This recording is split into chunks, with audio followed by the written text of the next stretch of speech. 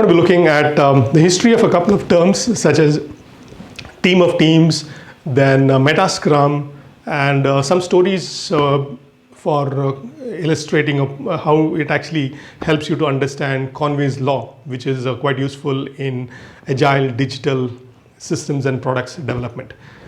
Do subscribe before you head on to watching the rest of the stuff. If you do like, please share and spread the word as well. Thank you very much. Stay tuned. How to scale agile teams and the origin of the word metascrum and the team of teams, which is a word that's popularized by General Stanley McChrystal, and its increasing relevance in managing and organizing digital teams. And a couple of Conway's laws stories, which are tightly intertwined with these terms. So it so happened that Elon Musk wanted to create solar roofs for houses which would power the houses themselves, and he had this business idea that he wanted to create energy efficient solar rooftops for houses, and then he just called up the executives at 3M and gave them a week's deadline. He said, the next week onwards, I need to have solar roof panels that are there, and then I need to pilot it, I need to prototype it and try it out in a couple of places. So they just had 1 week's time. So 3M got all its executives together, and then they got them to do the solar house roofs. And so they just knew that if they didn't do it, they would go to somebody else, because Elon Musk is very concerned about the deadlines and so on. So basically, they got their best brains, got around a 4-member team who were the head of fabrication, head of the materials management. So got all those people. So around 4 people pulled their heads. They brainstormed ideas, and then they actually created the solar panels all by themselves in a close-knit team. So they were worried about, okay, if we put these panels on the rooftops and somebody steals our IP. So Elon Musk doesn't care too much about IP. He says getting an IP is the sweetest way to get a lottery to a lawsuit.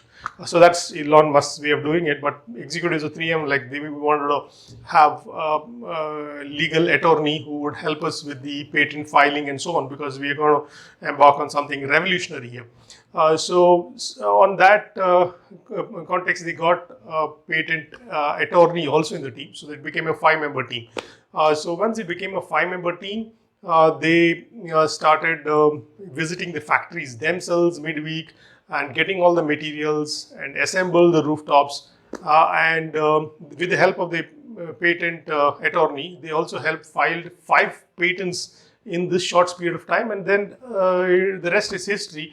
They were able to deploy the rooftops, and with 3 different types of roofs in 3 different houses, and then 5 different patents and a 5-member team.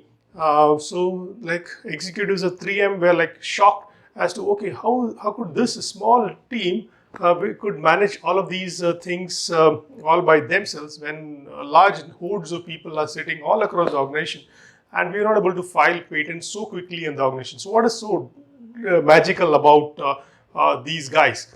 So they got a consultant by name Joe Justice. So he actually came on board, and then his job was to help 3M scale this model, so that if 5-member team can do these kind of wonders, so why can't we replicate this success across the entire organization?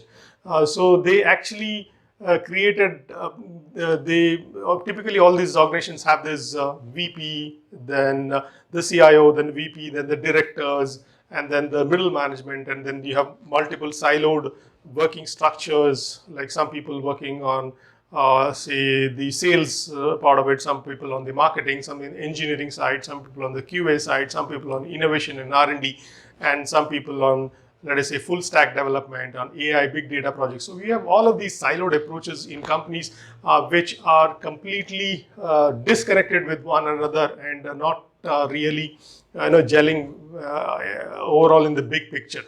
So what they did actually is they got all of these middle management guys to come together at a place, at a common layer, and then they were actually working on multiple products and solutions which are duplicated efforts across the places. They had, let us say, they had around 1,000, 2,000 product lines which were replicating successes all across the places. And in most of the efforts, it was a lot of duplication of effort, a lot of rework was being done.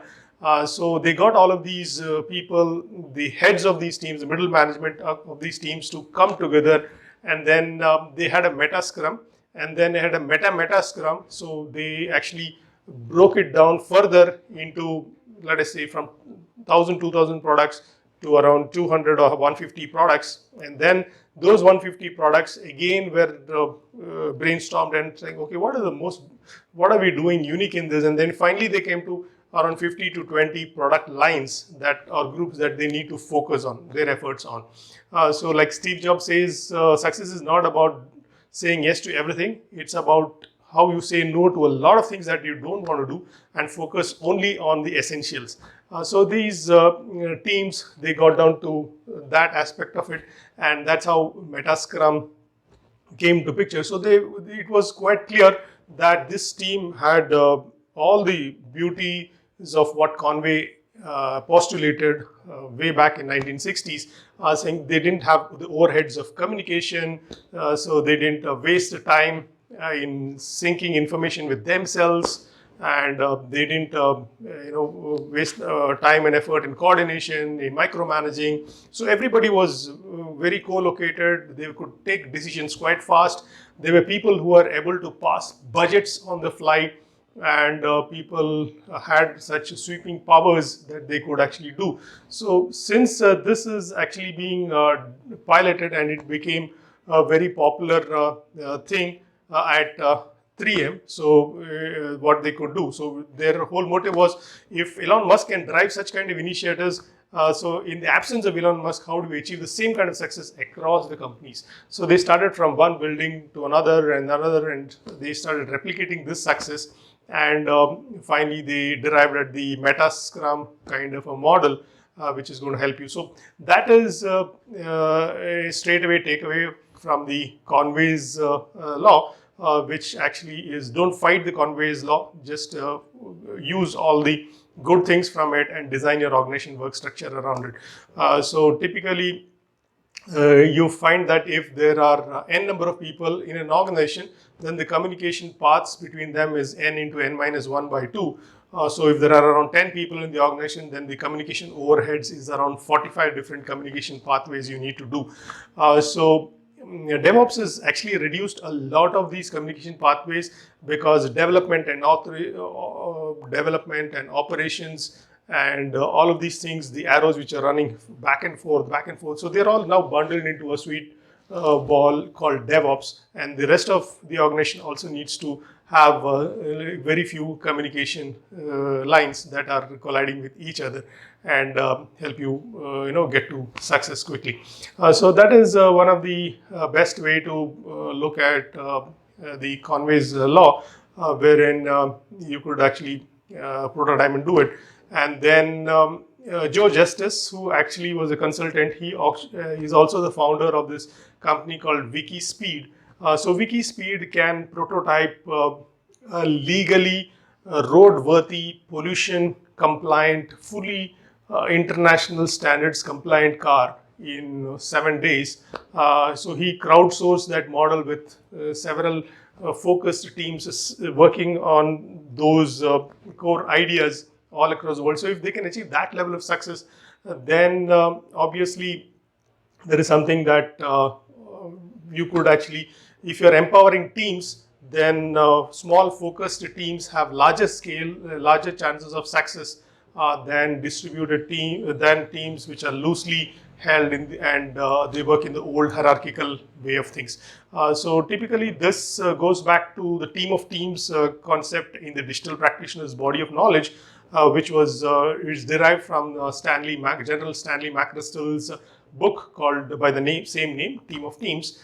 So he was a general in the Iraq war, the coalition war in Iraq. So what he found out was that the hierarchical way of managing teams, that is command and control. Here we are, the top boss is sitting, and then the foot soldiers are here. You report to us, and then you do this sort of stuff. So that doesn't work. That requires a lot of communication between the foot soldiers and the generals. And in a real war-like scenario, when you're fighting a real enemy who is very decisive, who's far more clever and intelligent, so you need quick, think on the feet kind of a team, crack team, which has all the intelligence built within its own nucleus rather than reaching out to multiple people, because otherwise you'll be defeated by the enemy quickly. So they found out that then they moved to a slightly more autonomous team wherein there was just one reporting control, and then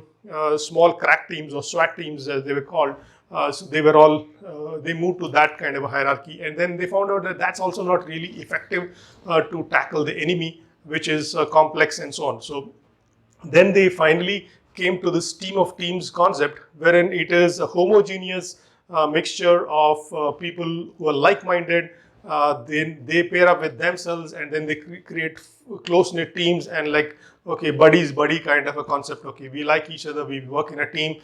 And so they had small teams with no reporting structures. Everybody likes everybody else. Everybody is in that team because they like somebody from that team, and so on. So they created those kind of small units, team of team units, and then they were able to address and win a war. So this is quite true of even companies also. When you reduce teams and give autonomy to teams, and when they have a sense of ownership, when they have a sense of psychological safety, that's also something that the Digital Practioners Body of Knowledge talks about.